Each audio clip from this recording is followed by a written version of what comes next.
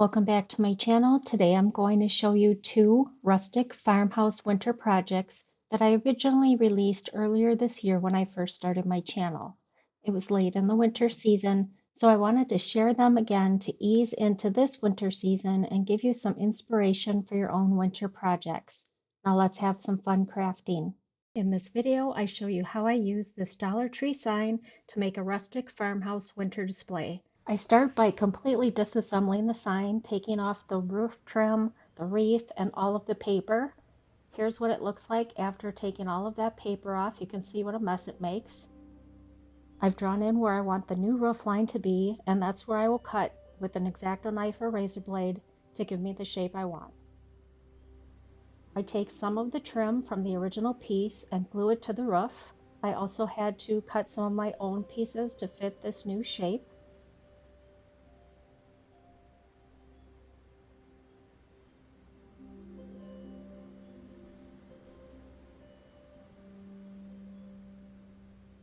And then I just give it a base coat of white using Waverly chalk paint, and I gave it 2 or 3 coats.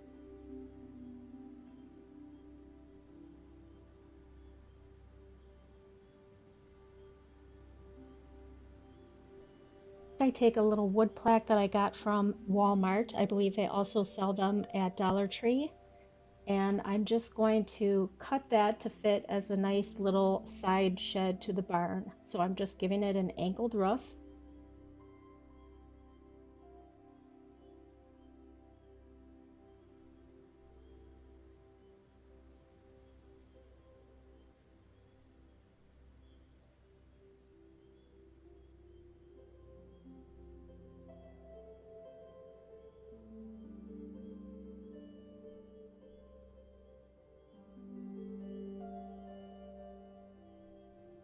I use some large craft stick scraps that I have to add walls to this piece. So I'm just gluing them to the wood piece that I cut out. And this makes it much easier to cut the craft sticks once they're glued to something. At least in my opinion, it's easier to cut them, especially if we're cutting them vertically.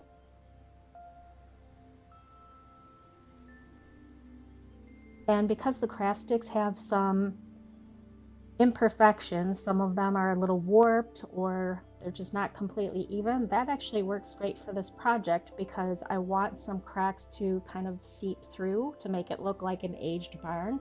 And here you can see I'm just figuring out, based on how the craft sticks look, how I want them.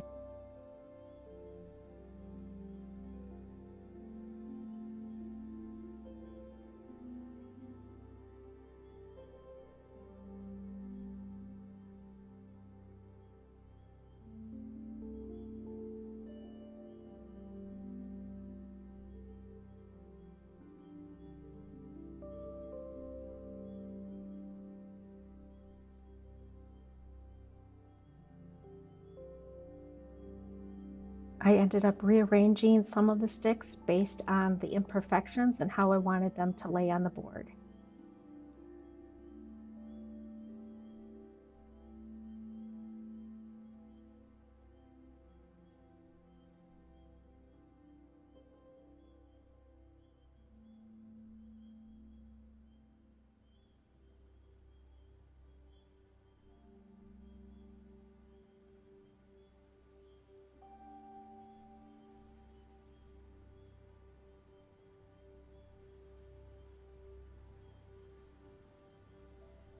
Using an X-Acto knife, I trim all of the craft sticks so that they fit the shape of the shed.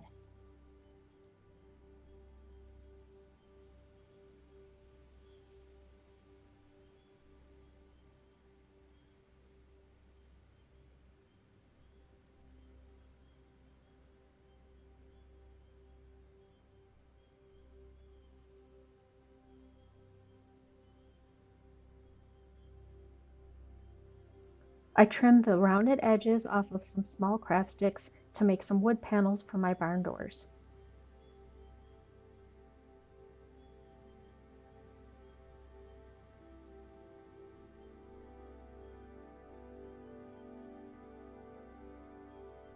I used wood glue to glue the craft sticks together to make my panels.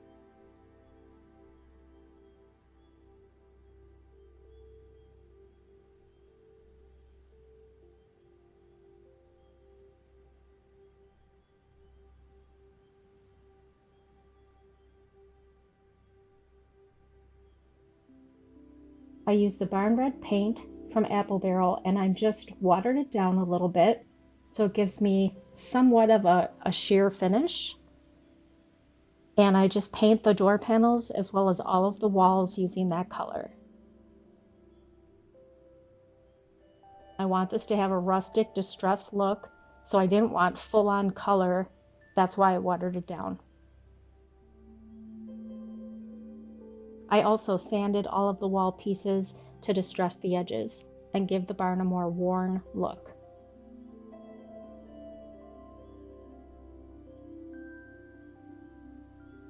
Here are some of the wall pieces.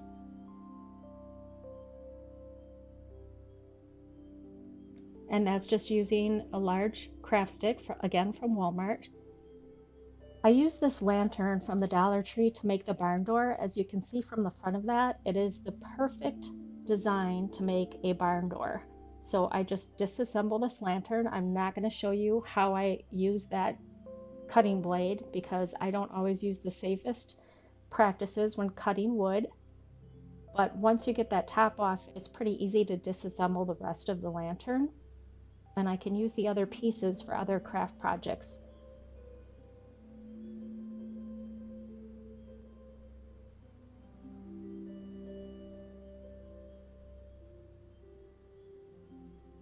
So I just want to cut the notches off the top and bottom of that lantern. I did buy 2 lanterns so that I could get 2 of these front pieces, and just cutting off those little nubs on the top and bottom.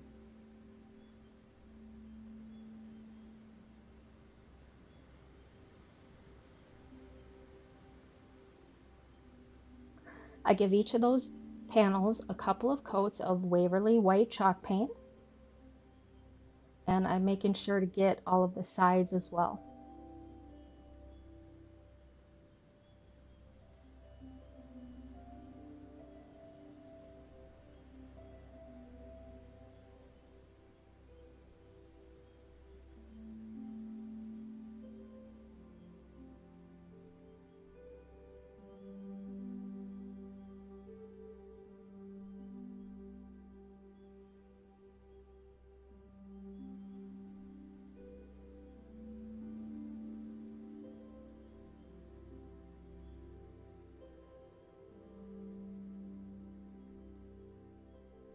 Glue the painted side of those door panels that I made from the small craft sticks to the back side of the door.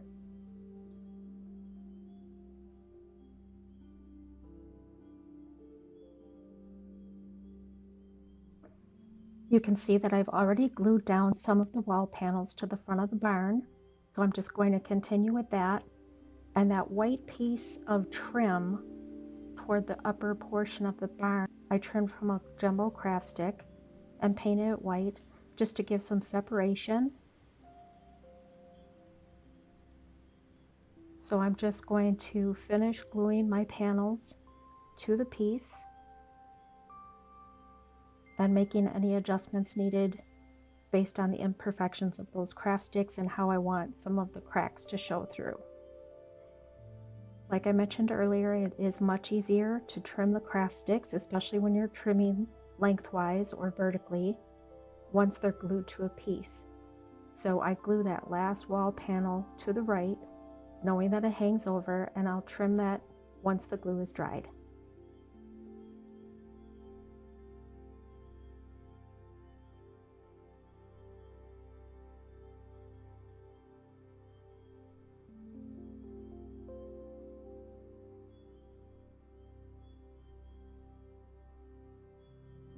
Here's what the barn looks like after all of my wall panels are glued in.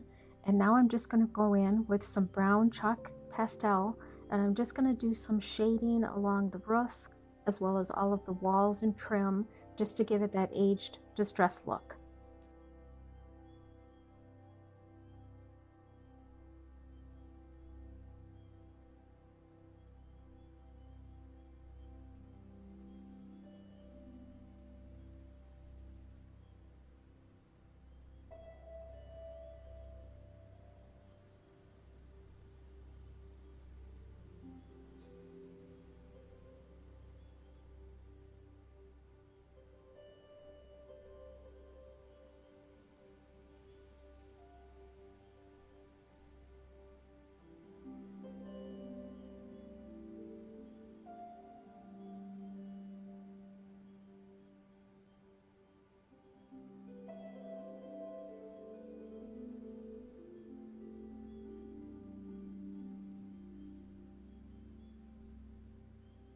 I also do some distressing on the front side of my wall panels just to make it all blend in and look rustic.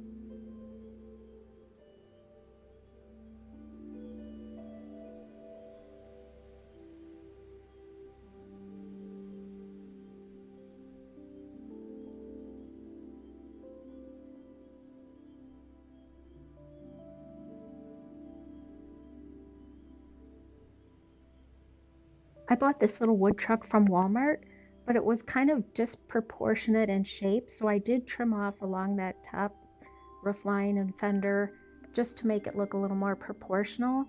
It's one of those tabletop signs from the Dollar Tree for my stand. That's what I'll use to glue everything in place. So I disassembled that wood truck, just taking off the fenders, and of course it did do some damage. Sometimes they come apart easy, sometimes they don't. So in this case, they didn't. So you'll see me paint this side of the truck, but I end up flipping it over and making this the back, covering it with some scrapbook paper that you'll see in a bit. And I ended up using the other side as my front side, but I'm just going to give the entire truck a couple of coats of white Waverly chalk paint.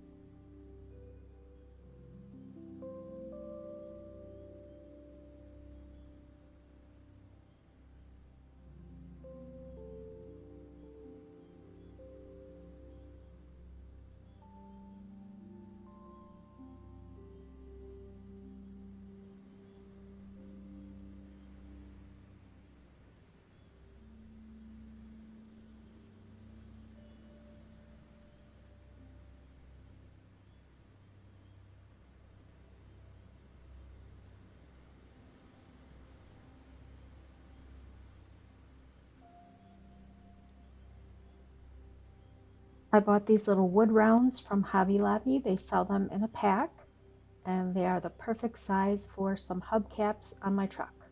So I'm just giving them a coat of Elephant Waverly chalk paint. I use that same paint to paint the front and back bumper, as well as a sideboard along the bottom side of the truck.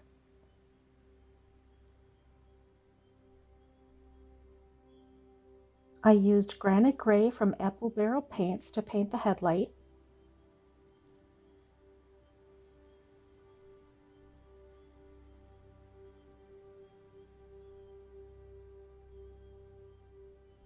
Here I just used some masking tape to mark off the area where I want to paint the sideboard. And I'm just going in with my Elephant Gray paint and painting that in. The masking tape just gives me a nice straight edge along the top.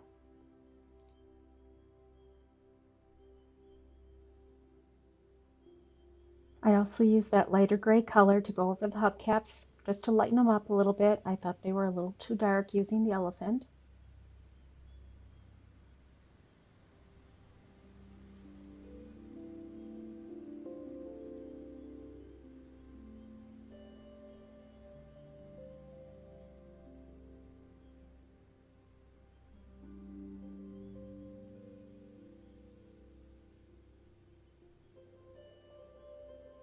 I used some chalk pastels to do my shading and highlighting. So going in with that light gray color, I'm just going to do some shading along the fenders, the outline of the truck, and areas that I think need it. I do use white chalk pastel to highlight the hubcaps and tires.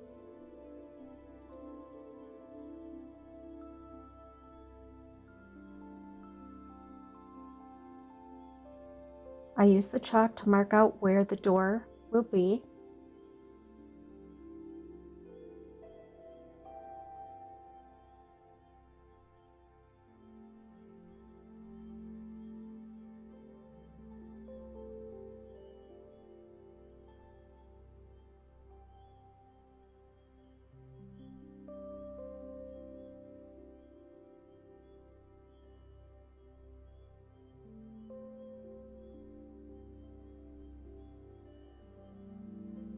Here you can see after the shading, I do also use the chalk to make a doorknob, and I'm just going to go in with some detailing using an ultrafine Sharpie to do some lines and squiggles and little dots just to go around the outline of the truck and give it more detail and make it stand out.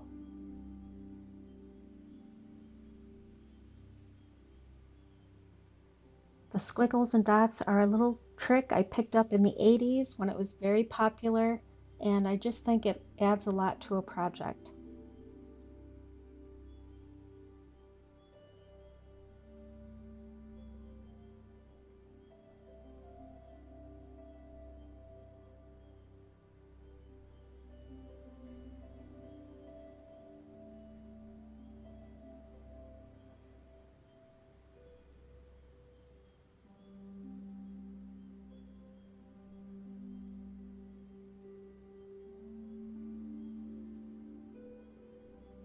I also use the Sharpie to define the truck door handle.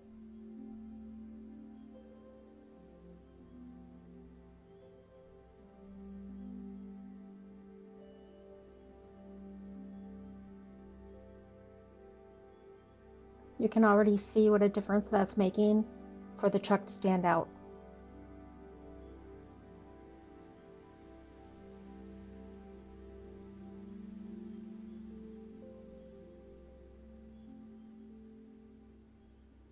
I've added some scrapbook paper to the back of the truck just to camouflage those imperfections from when I took the fenders off. And I just go ahead and trim all along the outside of the truck. That gives the back of the piece a nice finished look. I would have painted it had there not been any damage, but in this case, I just covered it with scrap paper. No one will ever see the back of the truck, but I do like to finish off the pieces and make sure they are painted front, back, and sides. If you're enjoying this video, please let YouTube know by giving it a thumbs up and subscribing to my channel.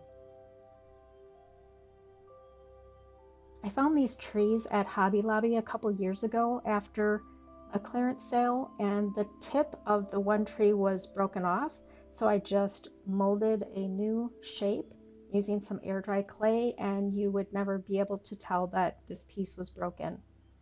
I'm just going to paint the entire piece using ink from Waverly Chalk Paint.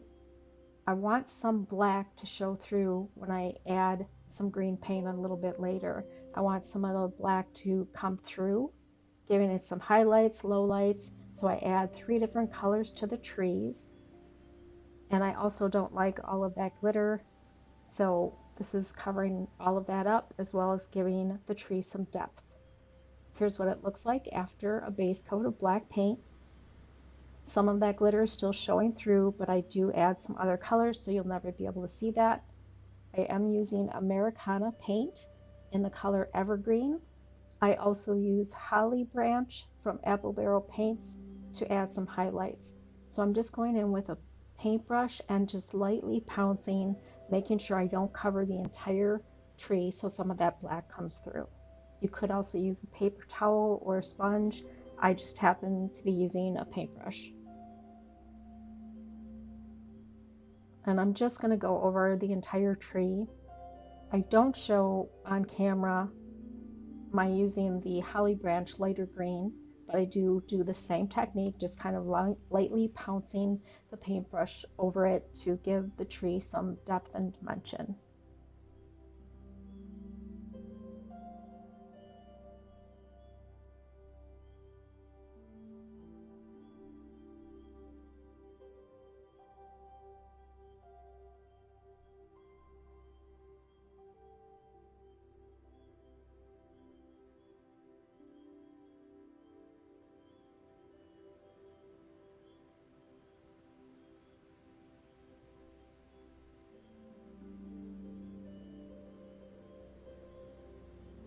I'm going to add some snow to my trees using some puffy paint.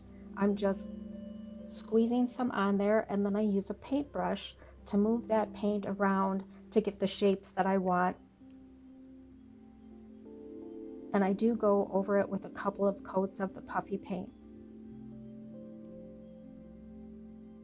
I will be posting some Valentine's crochet and craft projects this week, including my all-time favorite Valentine craft so far.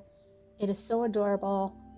I won't say much about it, but I have never seen anything like it anywhere, and I can't wait to share it with you.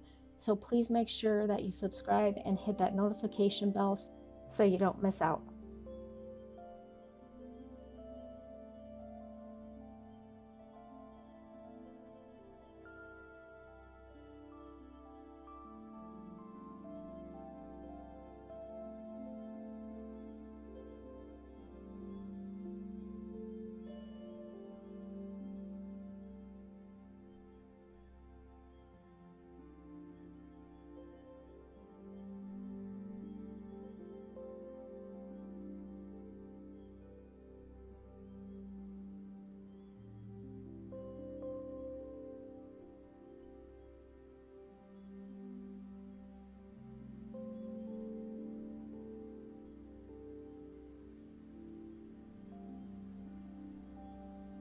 Here's what the barn looks like after adding some embellishments, using some of those tree branches that they sell from Dollar Tree, adding some berries to it and a ribbon.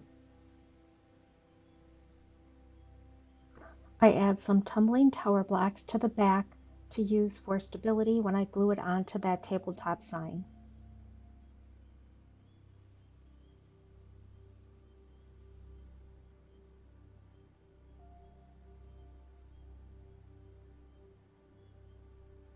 I used air dry clay to make some snowdrifts, and you can see how badly it cracked after a couple of days of drying.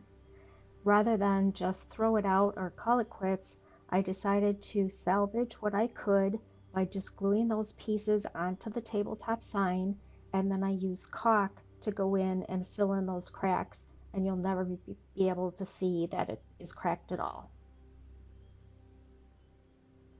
Here I am just squeezing that caulk on, and I'm getting into all of those cracks and filling it in, and I use a paintbrush just to push that caulk in the areas that I need it.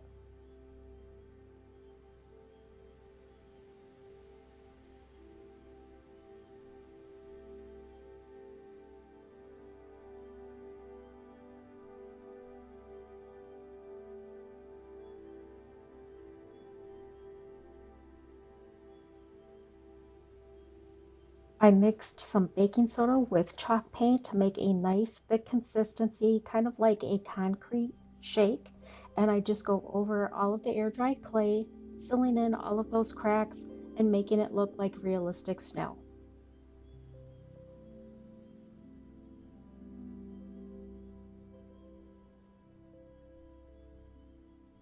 Here's what it looks like after doing all of the caulk and the paint to fill in those cracks. I think it turned out pretty nice. You can't tell at all that the clay underneath is cracked. And I did cover the entire base of those trees just to make them fit in with the snowdrifts. And there are the spaces that I have left open so that I can glue the additional pieces on.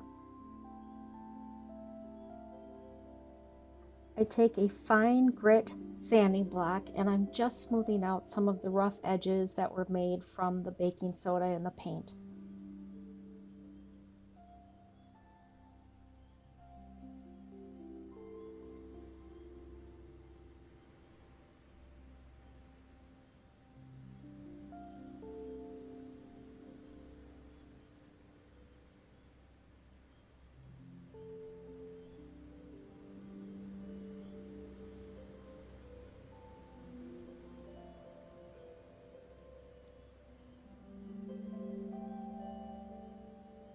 I added a bottle brush tree to the truck, and you can see where I've covered it with scrapbook paper and added a tumbling tower block to give it stability when I glue it down to the tabletop sign.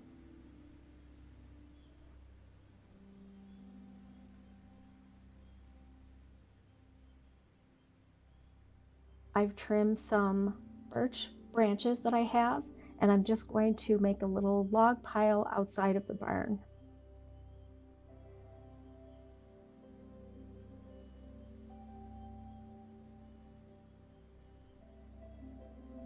This is definitely a piece that you can put out and enjoy all winter season. Winters in the upper Midwest are very long, so I get a lot of mileage out of winter decor. But let me know in the comments if you like to decorate for winter, or do you just pack everything up after Christmas so you don't have to see it again until next year.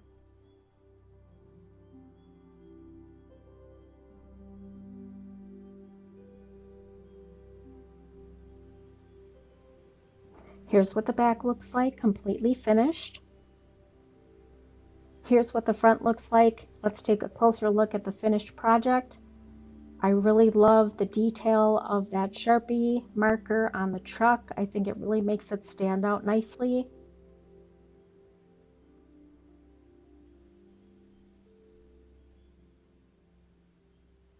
And you can get a closer look at some of that distressing on the walls and trim. This project did take some time thanks to cutting all of those wall boards as well as the air dry clay cracking on me, but I think it came together very nicely. I hope you enjoyed this project and it gave you some ideas to make your own winter display.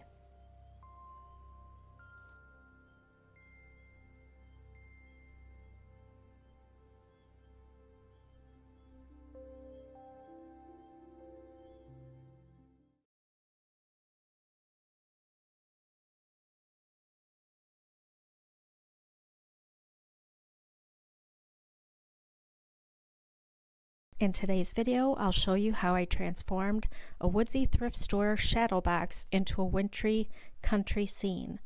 I apologize for not being able to show you the original item put together as I bought it. I had a lot of trouble with my video files being stuck in cyberspace, and I did lose some of my footage, but you will see how the individual pieces looked. When I saw this at the thrift store, it looked like it just came off of somebody's wall from a log cabin home, and my goal was to create a cozy, neutral winter scene that I could keep in my decor throughout the winter, using very basic painting techniques and details to keep that rustic look. Now I realize some of you may not see anything like this in your local stores or thrift stores, but you can get some really fun ideas and create your own shadow box. So stay tuned and I hope you enjoy this video. Of course, I started by disassembling the shadow box, and you can see it's in really rough shape. It was like an off-white color, and all of those patches are where the individual trees and pieces were glued on, so I just pulled them all off. It was quite a chore getting the frame off of this. There were a lot of different nails and things that didn't need to be there, so you can see the back of the box with the nail holes and some scrapings and things missing. So I start by making this box look a little bit better. You can see I used some spackle to cover some of those holes, and I started painting it black to see if that's the route I wanted to go, and it was indeed the color I chose. Now I start working on the inside of the shadow box, and I'm just going to paint the entire thing all black, and I'm not too worried about all of those little patches from the glue. You will hardly even notice them, if any at all, by the time I'm finished because of the way I place the items inside and the painting. But I did sand it down a bit so that I don't have big chunks of glue in it. And I love the detail of the grooves. I just think it adds to the texture of it. And all of the pieces, I was really surprised, and I love how it works with different materials. There are some wood pieces, the cabin is a resin piece, the moose is metal, so it's combining a lot of different materials and textures.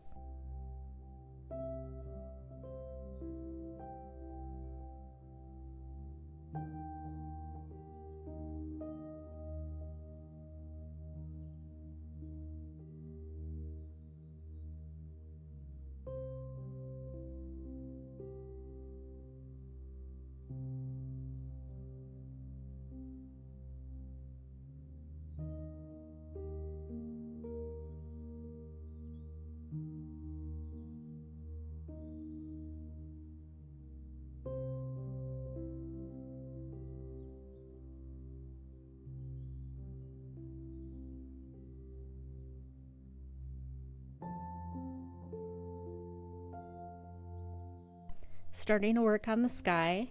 Now this was a lengthy process because I couldn't quite decide how I wanted it, and again I did lose some of my footage, but right now the important part for me was keeping the black paint wet and working over it with some really nice kind of soft whites and grays to create different depth to the sky. I also used some blue paint. It was really a matter of adding different layers and different colors to obtain different highlights and lowlights in the sky.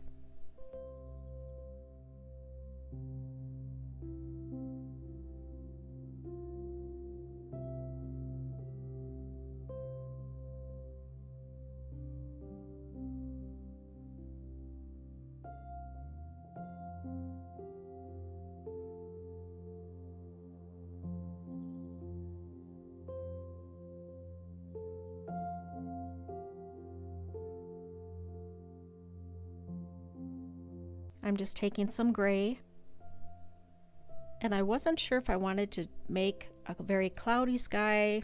I'm just kind of going with it at this point. I have an idea in mind, but I'm not quite sure how I'm going to get there. I'm just kind of playing around with different colors and textures and seeing how I want it to look. So I'm just kind of lightly pouncing some gray onto that black paint using a very fluffy brush.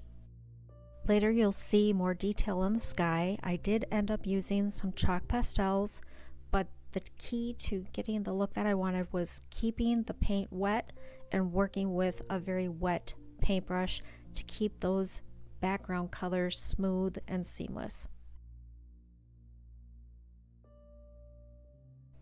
So again, just pouncing some of that color on, just going around the edges with black to kind of mute those colors that I'm adding with the gray and the blue, and just gently going around the edges and softening it up a bit.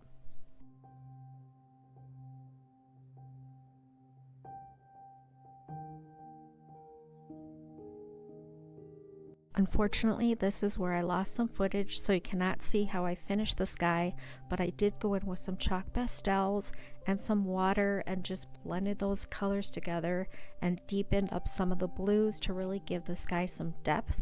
I also used 2 different sizes of a stylus to add some snowflakes, and I do have, you can see in the upper right corner, I do have a little bit of moon light shining through.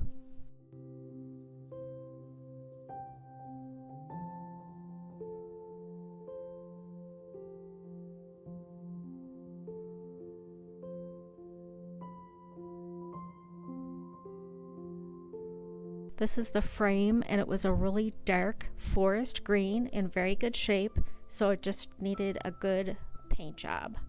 And again, I did want to use neutral colors, whites and grays and blacks, and so I decided to give this frame a very different look, starting with black paint, and then I cover it mostly with white paint, but I wanted some of that black to show through, especially on those little grooves on the edging of the frame.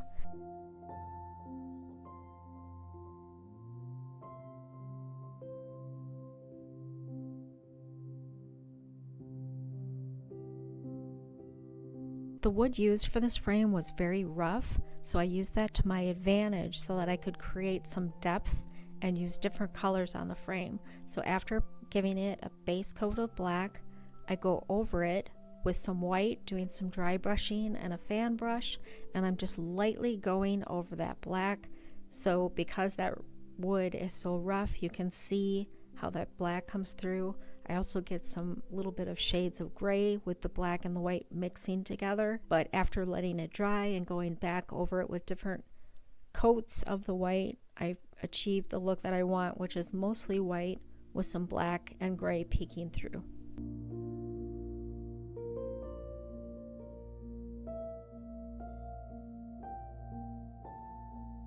Moving on to the trees, they are made of that same rough wood as the frame. They were also painted that same dark green color. So I just used the roughness of the wood to my advantage because I can get other colors into those little grooves just to bring out some little details. I'm using Waverly white chalk paint, and I'm just going over the fronts and the sides of all of the shapes. I love the really rustic kind of primitive look of these cutouts. I think they just fit perfectly into the scene.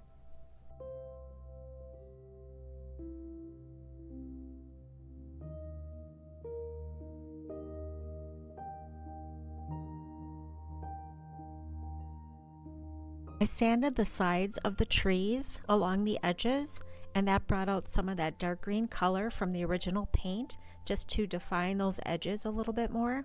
And I'm going in with some gray and black chalk and just going over the tree really lightly to bring out some of the ridges and darker details that I wanted to add to the trees, just so they're not stark white. Moving on to the log cabin, this is made of a really hard resin, and it does have some nice grooves and detail in those logs to make it look like an authentic log cabin. Right now I'm just going to give it a base coat of gray using Elephant Gray from Waverly, and I just base coat the entire cabin in that color. I do end up painting the roof and that bottom base black.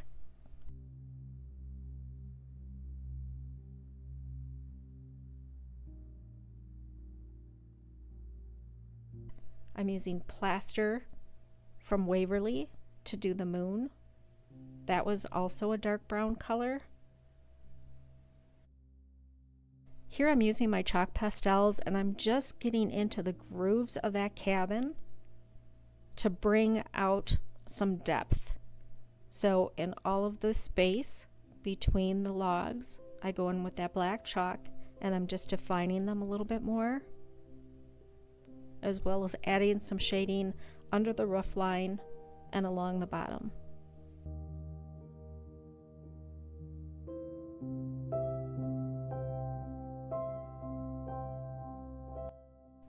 And I wanted to get a little bit of that black into some of the grooves of the individual logs, so just going over really lightly on top of some of those logs. I just wanted to add a couple of snow drifts on the top of the roof and along the bottom of the base. So I go in with some white puffy paint and just kind of slowly dab the areas that I want covered with snow.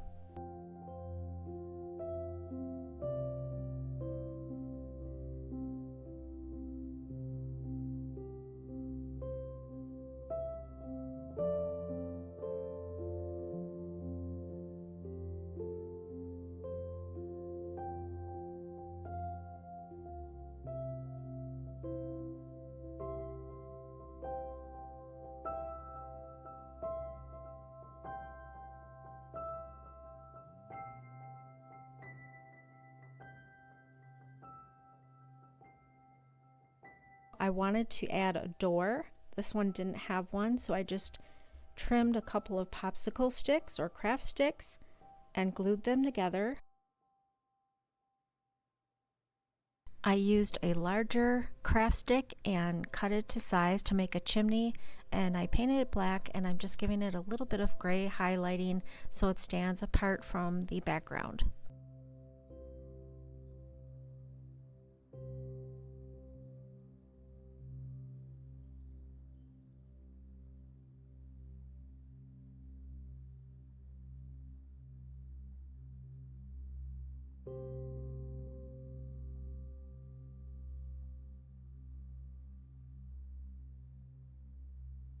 I've added some shading to the mousse, so here you can see how I'm using that chalk again to just go around the edges of the mousse, adding some detail with some black, some dark gray. I used some white for highlighting a bit, but again, I just wanted to keep this really simple and basic.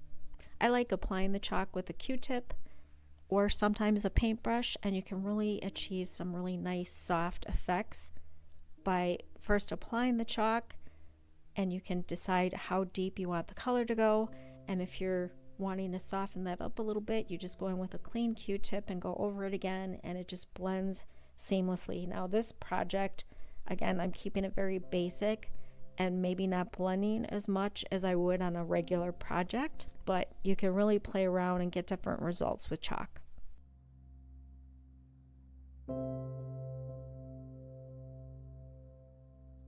If you're enjoying this video, please give it a thumbs up and subscribe to my channel so you don't miss my upcoming videos. I wanted to add some birch logs to go outside of my cabin. So I have some really beautiful larger birch branches that are white, but once they get to the smaller part of the branch, they always tend to look this kind of drab brown color.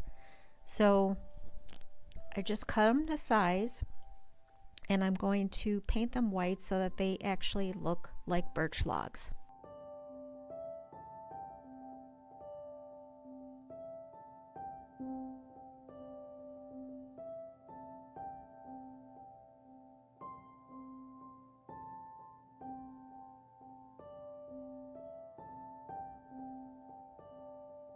So I just wanted to have a little log stack of 3 logs to be sitting outside the cabin. So I'm just kind of measuring, make sure I have the right size logs that I need.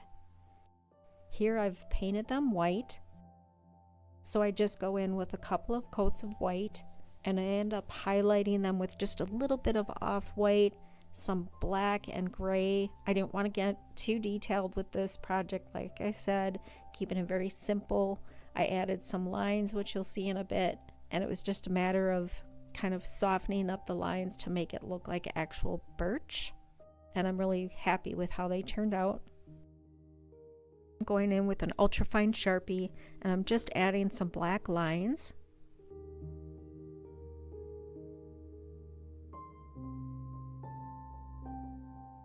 I'm just going over that with the white paint just to soften up those lines a little bit. Wiping it back so you can see some of the lines if you cover them a little too much like I did there.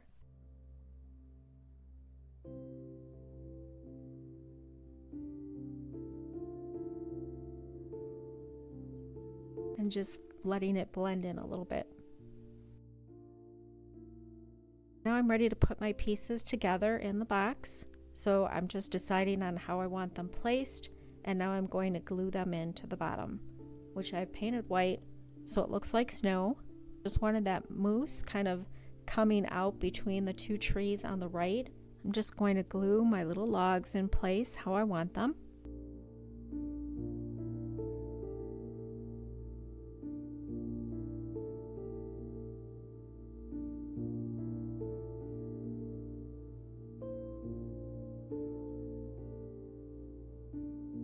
I've added a tumbling tower block to the back of that cabin because that's what I'm going to glue to hold it in place. So you'll never see the back of the cabin, but I wanted just to complete it and finish it off, make it look good. So I painted the entire back a black color. And then I'm just kind of retouching some of those snowy areas with the puffy paint. Because of all of the troubles that I had with my files, as well as having to change my video editing program, I have a backlog of content that will be coming out soon. So please bear with me while I work to get on a regular schedule. I have some Valentine's projects, some crochet blankets, some hand knit blankets. I have some stitch tutorials and some really pretty neutral home decor and thrift flips. So please subscribe to my channel and hit that notification bell so that you don't miss out on my upcoming videos.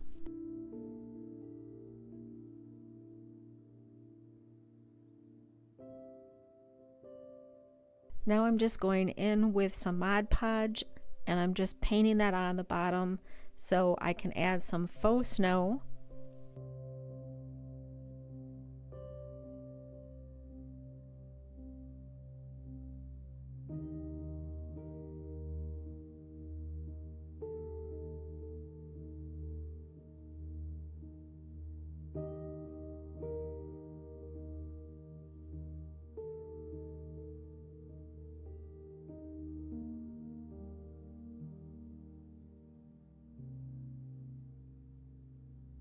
Now I really debated if I wanted to add some fairy lights to this. I thought it would be a perfect touch if I put them in the sky so that they look like little shining stars, but I worked so hard on painting that sky, I wasn't sure if I wanted to drill holes in this frame. I ended up doing it, and I'm really pleased with how it came out. So I'm just getting all of those fairy lights in there. Here is what it looks like without the lights on. And here it is with the lights on. I really love how the project turned out. I think the lights give it a nice cozy feeling, especially when it's nighttime. I live in a cold weather state, so I can have this winter scene out for quite some time. We have over a foot of snow on the ground now, and we're heading into our sub-zero temperatures for the week. So this project makes me feel a little more cozy. Let me know in the comments below how much snow you have in your area.